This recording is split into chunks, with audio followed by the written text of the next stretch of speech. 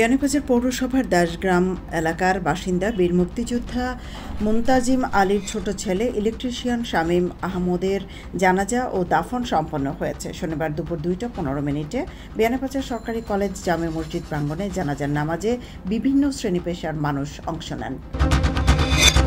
বিয়ানীবাজার উপজেলার কুড়ারবাজার ইউনিয়নের উত্তর আখা খাজনা পার্টনার ফিল্ড স্কুল এর সমাপনী সেশন ও সনদ বিতরণ অনুষ্ঠিত হয়েছে।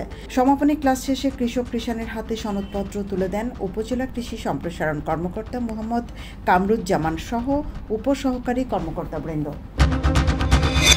বিদ্যুৎ স্পৃষ্ট হয়ে ওহিদ আহমদ নামের এসএসসি ফল প্রার্থী এক শিক্ষার্থীর মর্মান্তিক মৃত্যু হয়েছে। শুক্রবার সন্ধ্যার দিকে জকিগঞ্জ উপজেলার খলাছড়া ইউপির পশ্চিম লোহারমহল গ্রামে এ ঘটনা ঘটে।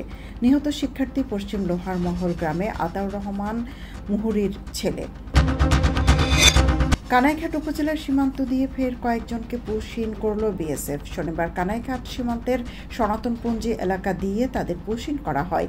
এই 22 জনের মধ্যে 13 জন পুরুষ, 4 জন নারী ও 5 জন শিশু।